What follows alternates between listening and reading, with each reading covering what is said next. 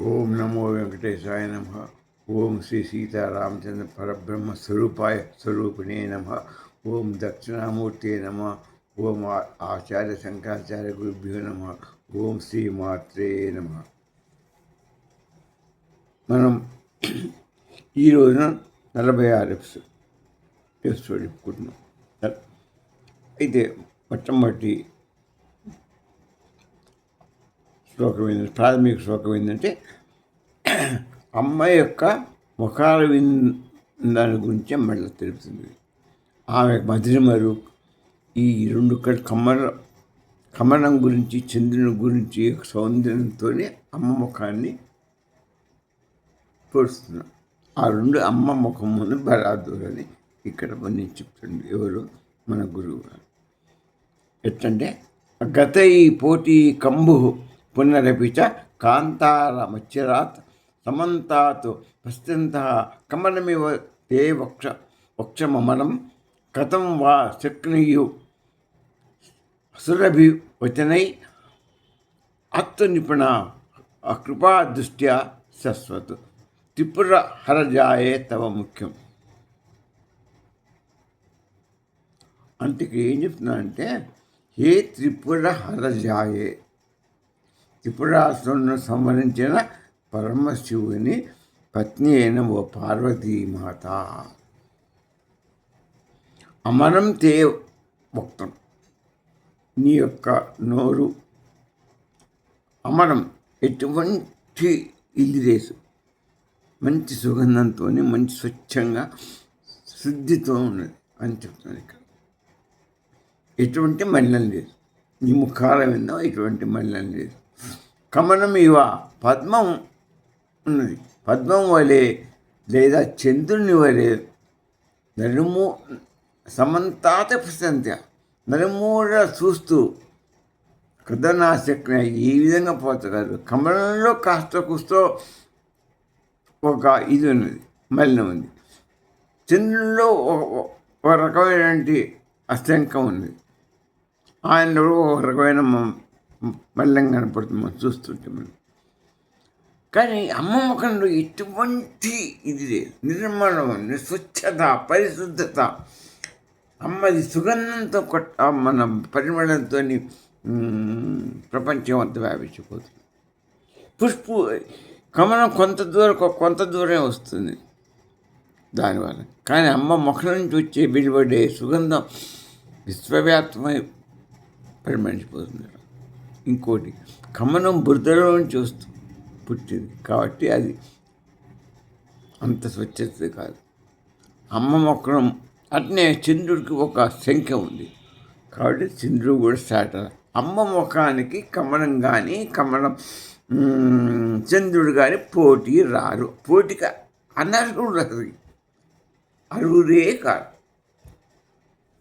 అమ్మ ముఖం అంత సుందరమైంది, అంత సౌగంధభరితమైనది, అంత ప్రకాశమైనది, ప్రకాశత్వం కలది.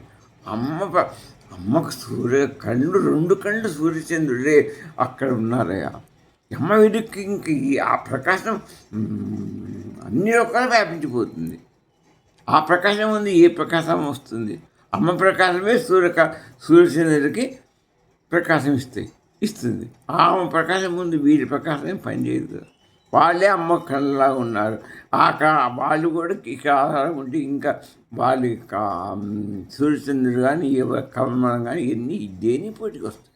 దేనికి పోటీలో సరిపోయి మధ్య నిందులో పోటీ కాదు.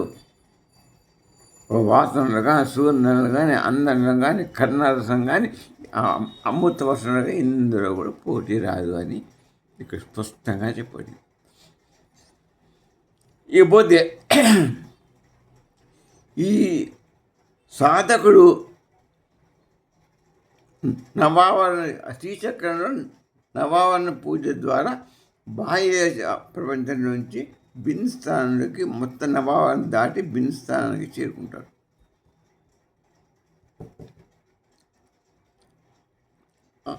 అక్కడ ఆ బిందు స్థానంలో అమ్మవారి అక్కడ శివతత్వం, శక్తితత్వం రెండు సమన్వయంతో ఉంటాయి. అక్కడ తేజస్సు విపరీతమైనటువంటి అమ్మవారి తేజస్సు, ముఖారమైన తేజస్సు విపరీతంగా ఉంటుంది. బాహ్య ప్రకృతిలో కనిపించే ఈ పద్మాలు, చక్రాలు, నవావరణలు ఇవన్నీ కూడా విద్య, అవన్నీ ఏంటి, విద్య ఉపాసన చేయడానికి, శ్రీ విద్యని, అమ్మవారి యొక్క విద్య, శ్రీ విద్య అంటే అమ్మవారి విద్యని ఉపాసనానికి, అనుభవానికి వచ్చే ప్రతీకలవి. అమ్మవారి దేవి ముఖ తేజస్సు అమృత ప్రతీకలు, అమ్మ ముఖ తేజస్సు అమృత రూపం. అమృత రూపమే కాదు, అది ఆ అమ్మ ప్రకాశం శాశ్వతమైనది. కమలం కాసేపు వస్తుంది, వాడిపోతుంది. సూర్యుడు వల్ల మళ్ళీ చంద్రకాంతి కూడా ఒక రాత్రిపోతుంది, పగలు రాదు. మళ్ళీ సూర్యుడి మీద ఆధారమైంది అది. కానీ అమ్మ ప్రకాశం ఒకళ్ళ మీద ఆధారం కాదు, ఆమె ప్రకాశం మీదనే సూర్యచంద్రుడు, సౌర ప్రపంచకాలు అన్నీ ఆధారపడి ఉన్నాయి. కాబట్టి అమ్మకు మిగతా వాటికి పోటీ, అమ్మ ముఖానికి మిగతా వాటికి పోటీ అనేది లేదు. అందుకనే ఈ ఆ పరాశక్తి యొక్క ముఖ సౌందర్యం చైతన్యానికి ప్రతీక. చైతన్యం అమ్మ స్వయం ప్రకాశం చైతన్యం వల్లనే మనం కనుక్కుంటున్నాం. ఈ కమలం వాసన అయినా అదైనా ఈ సూర్యచంద్రుల యొక్క చల్లదనం, ఉష్ణోగ్రత అయినా ఏదైనా మనం కనుక్కుంటున్నామంటే అమ్మ ప్రకాశం మనలో వికసించబట్టే మన మనస్సు, బుద్ధి పనిచేస్తూనే మనం వాటిని అభ్యయించగలుగుతున్నాం. అమ్మ మనకు చైతన్య స్వరూపం. అవి కమలం చైతన్యమా, సూర్యచంద్రులు చైతన్య స్వరూపాల, వాటికి చైతన్యం ఇచ్చేదే అమ్మ. కాబట్టి అమ్మకు ఎవ్వరు సాటి రారు, ఒకళ్ళు చెప్పే అవసరం లేదు. అమ్మ అమ్మే, అమ్మకు సాటి మరొకరిది. అమ్మ ముఖబింబానికి ఇంకొకళ్ళు సాటి లేరు. ఆమెది అప్రతిహతమైన దివ్యస్వరూపం. ఇంకో శ్లోకం చూద్దాం మనం, అప్రామాణికుడు.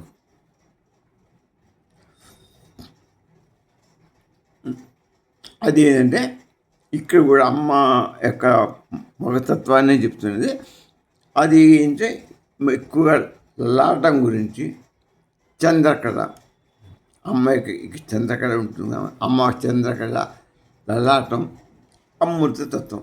చంద్రకళ ఉందంటే ఈ అమ్మ లలాటం గురించి, చంద్రకళ గురించి చెప్తుందంటే అర్థమైంది అమృతత్వం. చంద్రుడు అమృతవర్షణుడు కాబట్టి అమృతత్వం గురించి ఇక్కడ దీనిలో చెప్తున్నాడు. అమ్మ లలాటమట, లావణ్యద్యుతి విమల మా భాతి తనయ ద్వితీయం తన్మన్యే మకుట ఘటితం చంద్రశకలం విపర్యా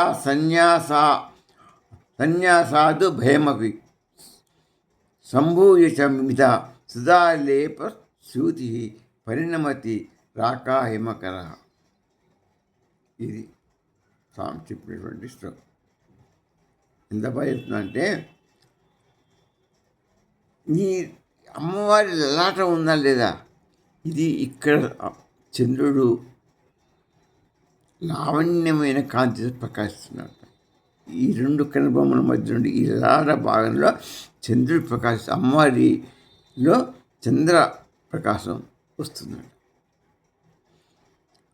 తర్వాత పైన కిరీటం దగ్గర కూడా అమ్మ కిరీటం పైన కూడా చంద్రుడు ప్రకాశిస్తాడు. అక్కడ కిరీటం పైన ప్రకాశిస్తాడు. అమ్మ లలాటం మీద కూడా చంద్రుడు, అక్కడ చంద్రవంక, ఇక్కడ ఒక చంద్రవంక, రెండు వంకలు కూడా ప్రకాశిస్తున్నాయి. చంద్రకళ కళ అంటే పార్ట్ భాగం అన్నమాట, పూర్ణబింబం కాదు. ఇక్కడ పార్ట్ భాగమే, ఇక్కడ పార్ట్ భాగం, కిరీటం పైన పార్ట్ భాగం. ఇది రెండో చంద్రఖండంలా, అది మొదటి చంద్రఖండం కిరీటం దగ్గరది. ఇది రెండో చంద్రఖండం, రెండో ఖండం అన్నమాట. రెండో ఖండంలాగా ప్రకాశిస్తుంది. అయితే ఈ రెండు ఖండాలు ఎట్లా ప్రకాశిస్తున్నాయంటే, దీన్ని కలిపితే, దీన్ని తీసిపోయి అక్కడ పెట్టినా, దాన్ని తీసుకొచ్చి ఇక్కడ కలిపినా పూర్ణ చంద్రబింబంలాగా కనిపిస్తుందట, ప్రకాశిస్తుంది. అమ్మాయికి లలాటం కాంతి, ఆ చంద్రకాంతికి లలాట కాంతి పూర్ణం చంద్రబింబం లెక్క కనపడుతుంది.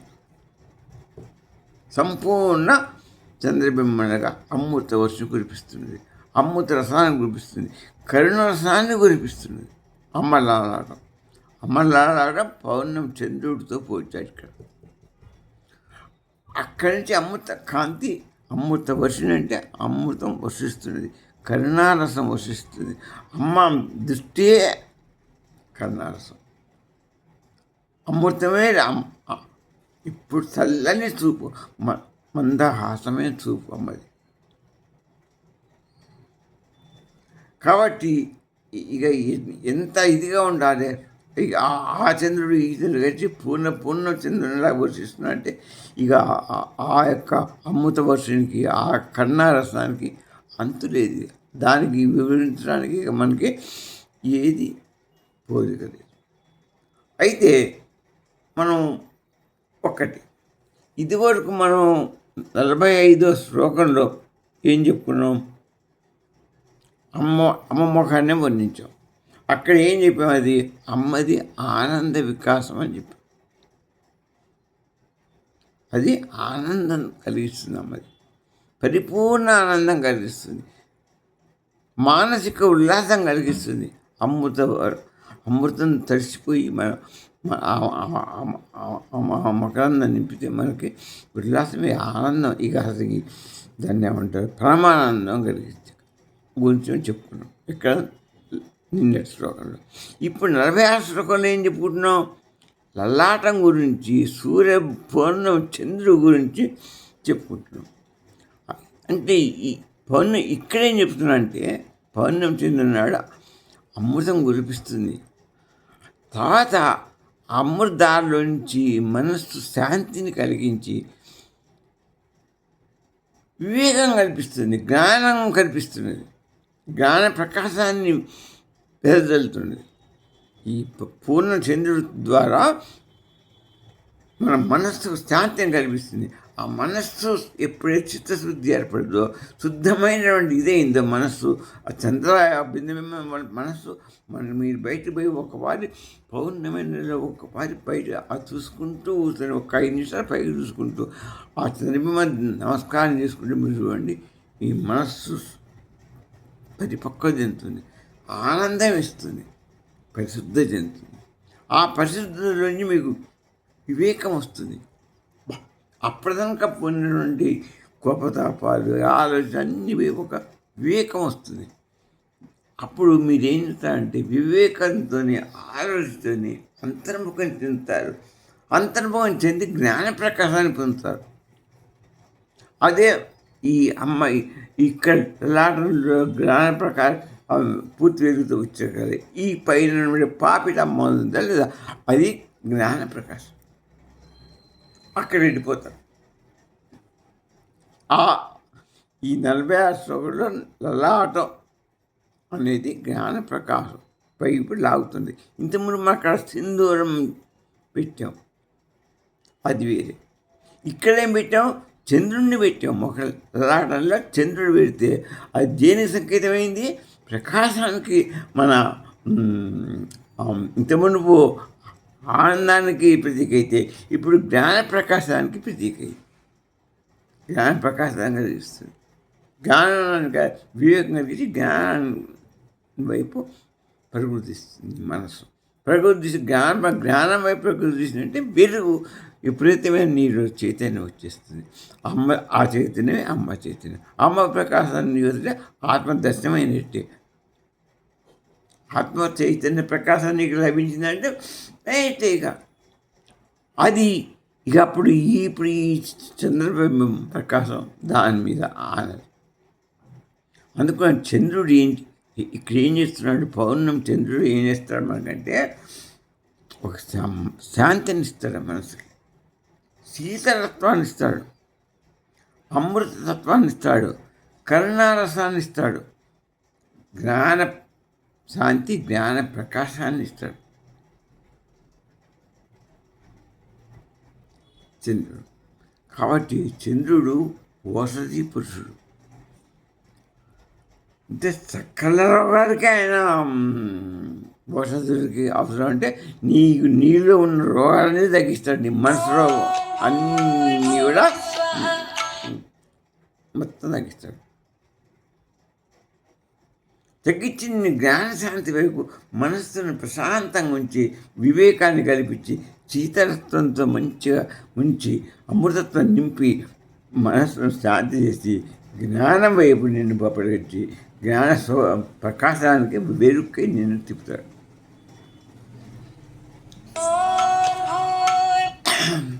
అయితే సూర్యుడు చంద్రుడు రెండు అమ్మకు కళ్ళు చెప్పాను. అమ్మకు సూర్యచంద్రుడు రెండు కళ్ళు. వీటి ప్రకాశాలు కూడా అవి ఏమైతాయంటే అదో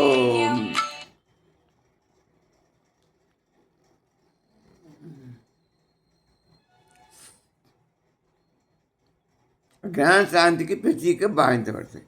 అనుకున్న సూర్యుడు చంద్రుడు రెండు కూడా మనకు ఒక ఇది 43వ శ్లోకంలో కేశాల గురించి చెప్పుకున్నాం. మధ్యన పాపడి ఉంటుంది, ఇక సింధూరం ఉంటుంది. ఈ మాయ అని చెప్పాం. కేశాంధకారం మాయ అవిద్య అని చెప్పాం. అమ్మ కేశాల యొక్క ఇది 44లో ఏం చెప్పాం? సింధూరం అలంకరించాం. దానికి ఆ సింధూరం జ్ఞానశక్తి అని చెప్పాం. అది జ్ఞానానికి పాపడి తల్లి శక్తిలోకి తీసుకుపోతున్నాను. తర్వాత 45 శ్లోకంలో ఏం చెప్పాం? ఆనందం అని చెప్పాం. ఆనందం అని చెప్పాం. ఇకపోతే 46లో ఏం చెప్తున్నాం? చంద్రకళ జ్ఞాన ప్రకాశం గురించి చెప్తున్నాం. 45 ఆనందం, ఇది జ్ఞాన ప్రకాశం. అంటే ఫస్ట్ జుట్టు అవిద్య, తర్వాత జ్ఞానస్వరూపిణి, తర్వాత 47 పోయినసారి ఆనందం, ఇప్పుడు జ్ఞాన ప్రకాశం. అంటే ఈ జ్ఞానం వచ్చిందంటే శాంతి. ఇక నీకు ఏది అవసరం లేదు. జ్ఞాన ప్రకాశం వచ్చిందంటే అమ్మది నీకు అసలు ఏమీ లేదు. ఇకపోతే అమ్మ లలాటం ఆజ్ఞాతత్వం. ఇది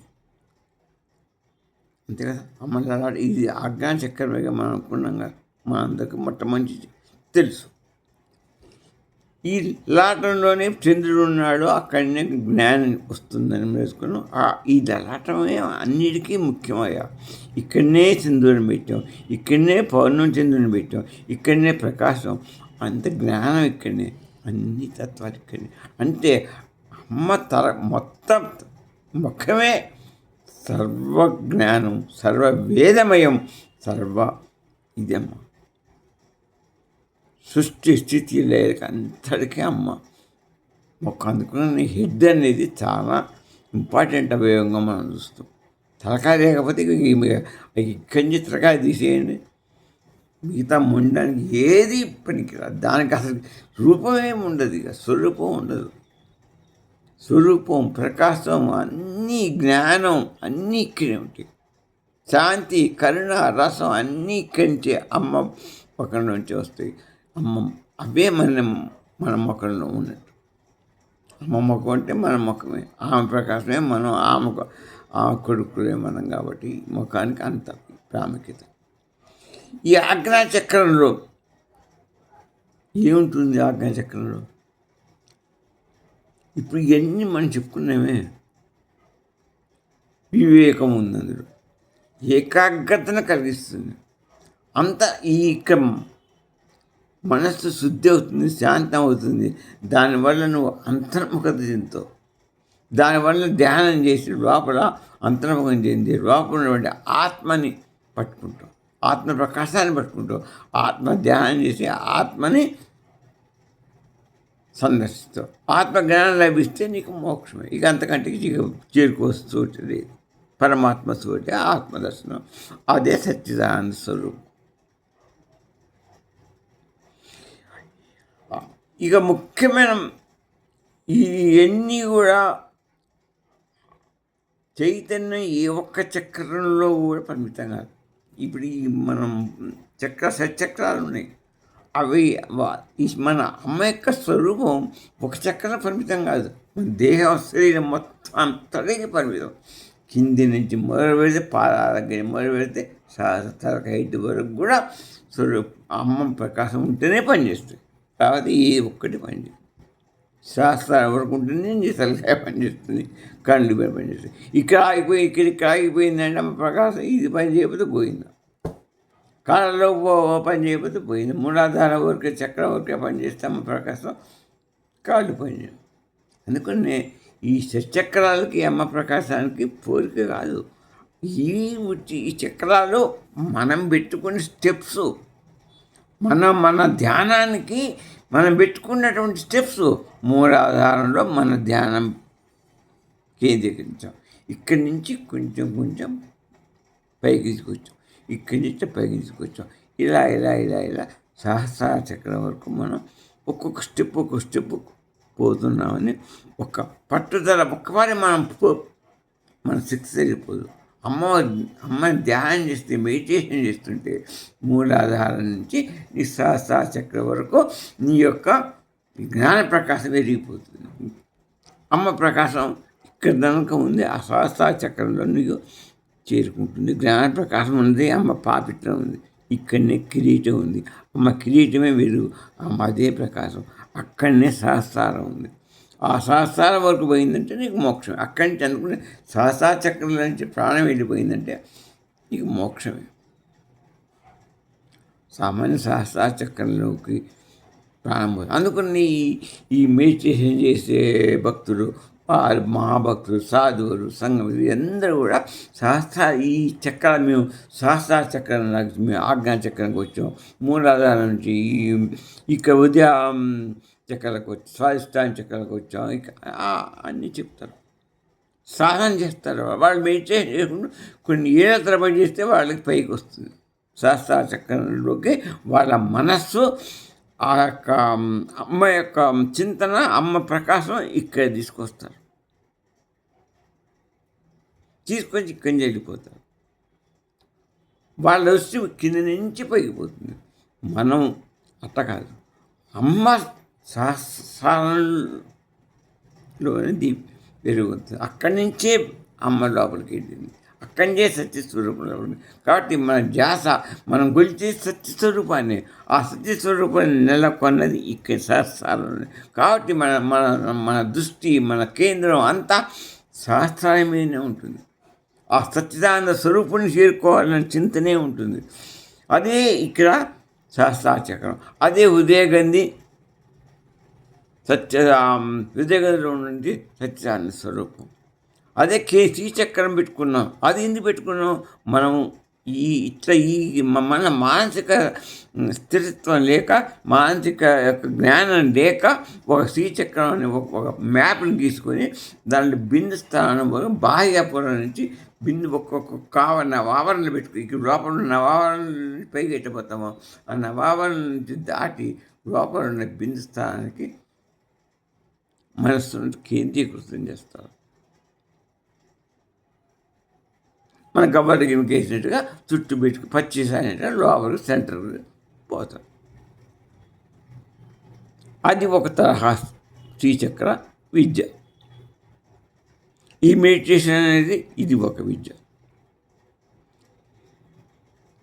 అద్వైత మనం మాట్లాడే అద్వైత విద్య. అదేం విష్ణుమూర్తి వాళ్ళ విశిష్ట అద్వైత ద్వావం, ఇంకొకటి ద్వైత మార్గ ద్వావం. ఒక్కొక్కరు ఒక్క మార్గంలో పోతారు. దానికి మనం చెప్పలేము. ఎవరిదో వాళ్ళది. ఇప్పుడు కాబట్టి ఒకటి ప్యాసింజర్ ఎక్కుతాడు, ఒకటి ఎక్స్ప్రెస్ ఎక్కుతాడు, ఒకటి ట్రైన్ ఎక్కుతాడు. ఎవరు చేరుకునేది అప్పుడు సహస్రానికి అమ్మవారి దివ్య స్వరూపం దగ్గరికి, ఆ సచ్చిదానంద స్వరూపం చేరుకుంటారు. ఒక్కొక్కరు అందరూ చేరుకునే ఒకటే గమ్యం. ఇక సహస్రం అంటే సచ్చిదానంద స్వరూపం. మనం చెప్పేది అదే చెప్తున్నాం, సత్యానంద స్వరూపం చేరుకుంటున్నాం. దీనికి మెడిటేషన్ పడుతున్నాం. వాళ్ళ మెడిటేషన్ ఆజ్ఞా చక్రంలోనే ఉండి మెడిటేషన్ చేసుకుంటారు. ఆజ్ఞ ఇక్కడనే ఉంటే అమ్మవారి తత్వం అంతా ఇప్పుడు చెప్పేగా నేను, ఆ తత్వం అంతా ఇక్కడ ఇక్కడి నుంచి పైకి పోవటానికి ఇక్కడి నుంచి వస్తారు మూలాధార నుంచి చేసి ఆజ్ఞాచక్రంలోకి వస్తారు. వచ్చి సహస్రాచక్రంలోకి పోవటానికి చేస్తే ఇది అంత ఈజీ కాదు. సహస్రాచక్రంలో బాగుంటే ఋషులు కొన్ని వేల సంవత్సరాలు తపస్సు చేశారు. మనకు ఎప్పుడు దొరుకుతుంది ఆ మోక్షం? ఆ అమ్మకి అమ్మ అనుగ్రహం అనేది మనం కోరి అయ్య అనుగ్రహం, అమ్మ అనుగ్రహం ఉండాలి. ఇకపోతే ఈ చంద్రకళ పూర్ణచంద్రుడు సంపూర్ణత్వానికి మనం ప్రతీక అనుకున్నాం. అంతేగా ఇందాక సంపూర్ణానికి ప్రతీక. సాధకునికి అదే, కానీ చంద్రకళ చిన్నగా ఉంటుంది. అంటే చిన్న కళ నుంచి పూర్ణచంద్రుడి స్థానం వరకు మనం చేరుకోవాలి. అదే సాధన.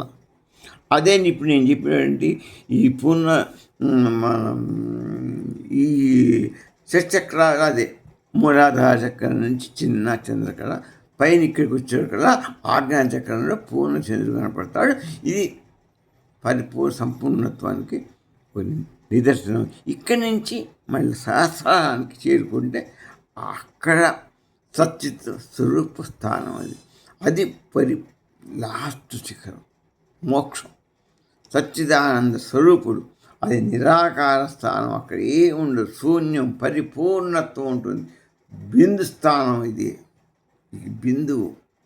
ఆ బిందు స్థానం శ్రీచక్రాన్ని బిందువుగా పెట్టి చూపించి నా భావాలను దాటి భూపురం చెప్పమన్నారు. ఈ బిందు శరీరకాల మెడిటేషన్లో మూలాధారించి ఇక్కడ ఈ బిందు స్థానాన్ని చేరుకోమన్నారు. మనం సచిత్తుడు స్వరూపం నుంచి మన గురువు గారు ఏం చెప్పినారంటే, ఆ సహస్రాచక్రంలోంచి 24 గంటలు సత్యస్వరూపం, చిదాకాశం సత్యస్వరూపుడు ఉన్నారని తలుచుకుంటూ వాళ్ళిద్దరూ ఒకటే, సచిత్తుడు స్వరూపం మొత్తం ఒకటే అని నువ్వు ఈ మనసులో సదా తలుచుకుంటుంటే, నిత్యము తలుచుకుంటే ఆటోమేటిక్గా నువ్వు బ్రహ్మణం చేసుకొని సత్యత్వ స్వరూపానికి వెళ్ళిపోతావు. నువ్వు ఏ భావం చేసినా, ఏ కర్మ చేసినా, ఏ కర్తృత్వం చేసినా నేను కాదు, సత్యత్తులో యొక్క ప్రభావమే. అమ్మ నాన్న శక్తి ప్రభావం, అమ్మ శక్తి ప్రభావం, స్వామి చైతన్య ప్రభావం అని నువ్వు అనుకుంటూ ఉండాలి. అదే స్వామి చెప్పాడు, అదే రమణ మహర్షి కూడా చెప్పాడు. నువ్వు విచారణ చెయ్యి, హూయామ అని విచారణ చెయ్యి, వివేకంతో వైరాగ్యాన్ని పొందు, మనశుద్ధిని చేసుకో, అంతర్ముఖం చెందు, ఆలోచన చెయ్యి. లోపల ఆత్మజ్ఞానాన్ని, ఆత్మగంధిని, హృదయాకాశంలో ఉన్న సత్యస్వరూపుణ్ణి ఆత్మదర్శనం కాంచు, మోక్షాన్ని పొందు అని ఆయన చెప్పాడు. కఠోపనిషత్తు ఏం చెప్పిందంటే, న తత్ర సూర్యో భాతి న చంద్ర తారకం నేమ విద్యుతో భాంతి కుతో యమగ్ని తమేవ భాంతమనుభాతి సర్వం తస్య భాష సర్వమిదం విభాతి. స్వచ్ఛంగా చెప్పింది. ఏం చెప్తుంది? సూర్యుడు, చంద్రుడు, నక్షత్రాలు ఏది కూడా అమ్మవారి ప్రకాశం ముందు బరాదు. ఇవన్నీ స్వయం ప్రకాశాలుగా అమ్మవారి ప్రకాశంతోనే వేరుగుతున్నాయి. ఈ వాటి అమ్మ ప్రకాశానికి సాటి ఎక్కడ కాదు. అమ్మ ప్రకాశమే వాటిని వెలిగిస్తుండే. ఇక అవి అమ్మని పోటీకి ఇస్తా, అమ్మని అవేం చైతన్యం చేస్తాయి. అమ్మ చైతన్యమే వాటిని ప్రకాశింపజేస్తుంది.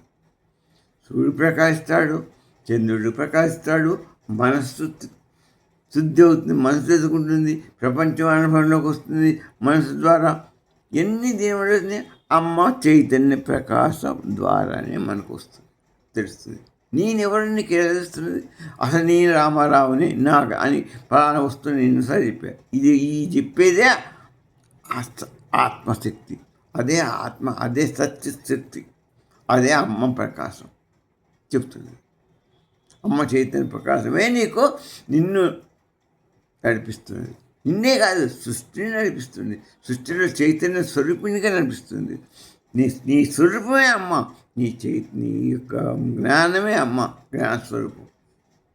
స్వామి చైతన్యం, స్వామి నీ యొక్క ఈ రూపాన్ని ఇచ్చింది స్వామి. ఆయన ఒక చైతన్యం ఇచ్చాడు, అమ్మ ప్రకాశాన్ని ఇస్తున్నాడు.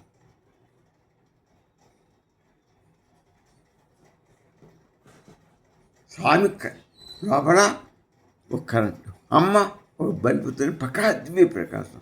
నేను ముందు చెప్పాను, ఆత్మ అంటే ఒకటి కాదు, అమ్మ ఒకటి కాదు, సత్వచిత్తు ఇద్దరు, తండ్రి తల్లి. సత్ అంటే తండ్రి అనుకోండి, చిత్ అంటే అమ్మ. ఈ రెండు కలిపితేనే ఒక రూపాయి. అప్పుడే దానికి వాల్యూ. అదే నీకు చైతన్యం ఇస్తుంది, అదే నీకు ప్రకాశం ఇస్తుంది, అదే నీకు మొత్తం ఇచ్చేది. జ్ఞానాన్ని, ప్రకాశాన్ని, అమృతాన్ని కురిపిస్తుంది, కన్నారసాన్ని ఇస్తుంది. అన్నీ ఇచ్చేదే ఆత్మ ప్రకాశం. అదే సాక్షి స్వరూపం, ఆత్మే సాక్షి స్వరూపం. ఇక అదే సాక్షిత ఇంకో వేరే సాక్షి ఇంకా వస్తుంది. అదే అన్నింటికి సాక్షి ఆత్మ. అంటే సత్యతుడే అన్నిటికీ సాక్షి, ప్రపంచానికి మొత్తానికి. అమ్మ భాస్కరాజు గారు ఏం చెప్తుందంటే, అమ్మ చంద్రకళాధారిణి అంటే అమృతత్వం ధరించింది, కరుణారసం ధరించింది, అమృత వర్షిణి అమ్మ, శాంత స్వరూపిణి, మందహాస స్వరూపిణి. ఆ విధంగా ఉండి మంచిద ఆరాధన సర్వలోకాల చేత, సర్వదేవతల చేత, అందరి చేత ఆరాధించబడుతుంది. ఆమె ప్రకాశమే బ్రహ్మ విష్ణు మహేశ్వరుడు గురువులుగా ఆమె ప్రకాశమే, ఆమె శక్తి, పరాశక్తి. శబ్దం ఆమె, నాదం ఆమె, మంత్రం, యంత్రం, తంత్రం, తర్వాత తత్వార్థం, రూపం, కరుణారసం అన్నీ ఆవి. గంధం, సుగంధం అంటే అంత వెళ్తున్నాం. ఆ ప్రకాశం అన్నమాట. ఆ ప్రకాశం అంతా సుగంధ లెక్క వెళ్ళబడుతున్నాడు.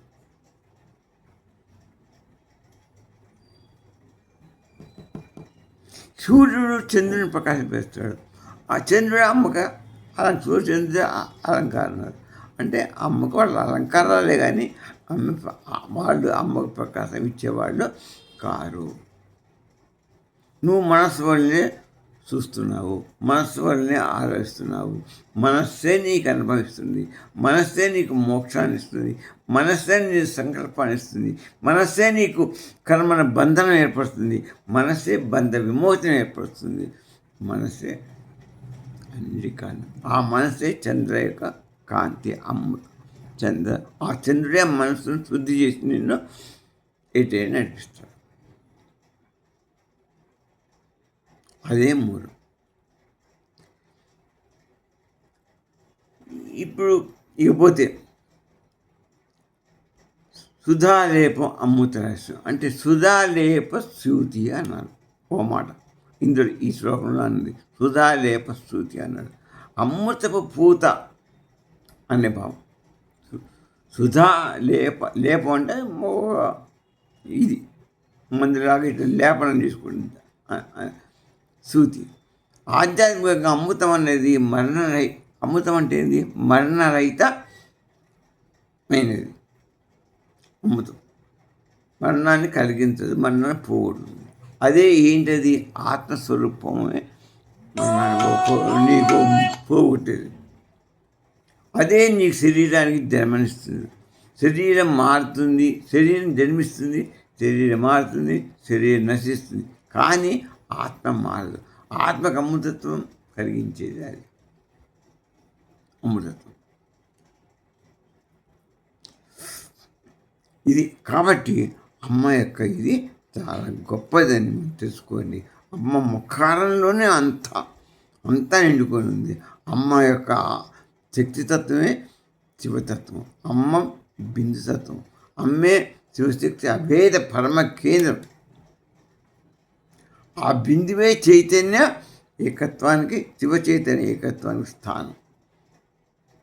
అది సచ్చిదానంద స్వరూపం. అదే చిదాకాశంలో ఉన్న సత్యానంద స్వరూప స్థానం.